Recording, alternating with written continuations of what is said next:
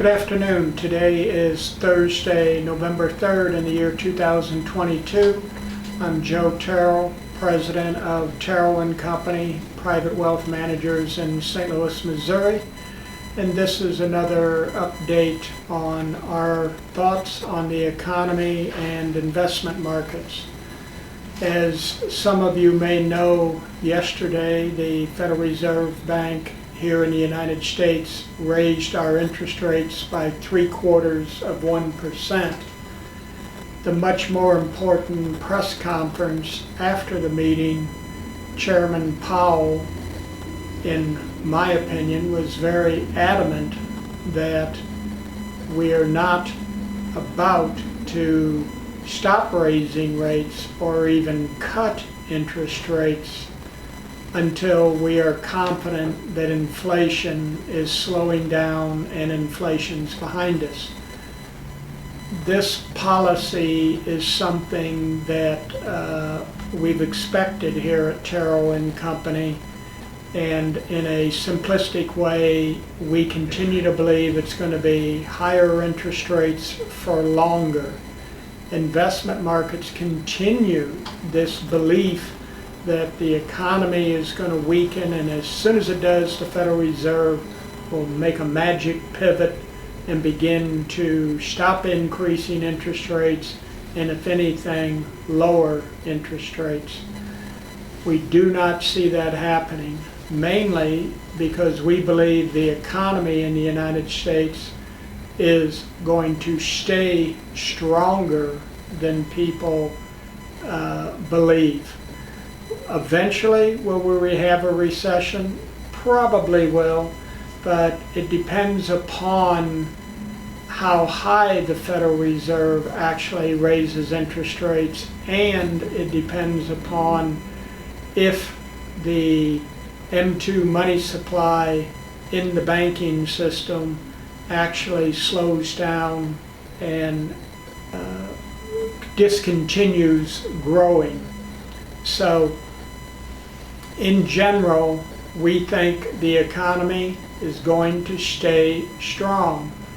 There are elements of the economy like air travel, like tourism, and employment in particular. Employment is very strong. People are getting pay raises, and that is not the thing that you would expect to see the economy roll over about. People are working and they are getting pay raises, and this should keep consumer spending strong. Businesses that are 1/3 of the economy, they're slowing down spending, but there's no indication that they're getting ready to drastically cut it back. So a stronger economy also means that we will have higher interest rates for a longer period of time. This translates into the fact that stocks are still overpriced based upon the fact that interest rates are continuing to move higher. Net present value of earnings is a function of how high interest rates are. The additional comment we would make concerns the earnings.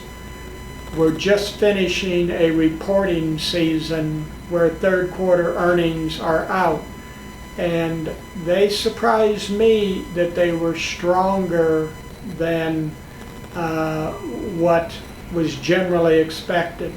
However, the outlook looking forward by most companies was not robust.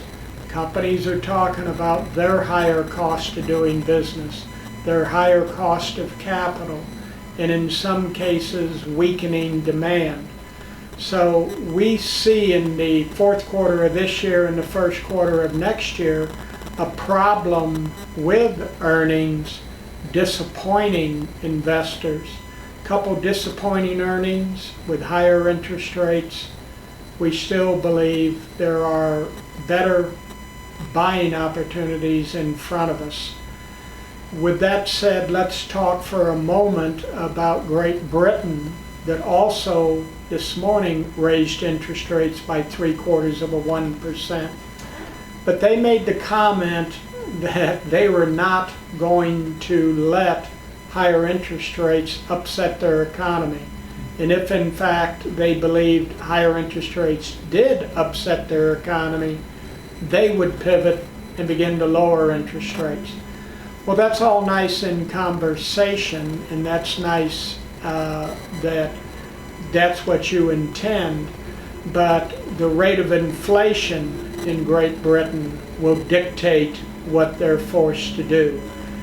In the United States, Powell said solving the inflation problem is the #1 priority. And if the economy weakens, so be it. It's going to have to weaken. They're not going to let inflation become entrenched in people's thinking. We believe that's absolutely the correct policy. Great Britain has taken the opposite approach, and we'll see. We'll see if in fact they do that, inflation comes back in Great Britain and begins to move higher. Now what are you going to do? So it will be fascinating. The economy in Europe is not good. The economy around the world is certainly okay, but it's not as good as what it is here in the United States. So we remain very cautious about stocks, keeping durations on fixed income very short, with the expectations that the markets are going to be surprised. 4% on a 10-year government bond is not a great buying opportunity when inflation's running much higher than that. The interest rate is going to need to approach the inflation rate in order to dissuade people from different arbitrage opportunities and different projections of building in that inflation rate. So with that said, that is our update for now, and we'll be back in 3 weeks perhaps with another update on our thoughts. Thank you and have a nice day.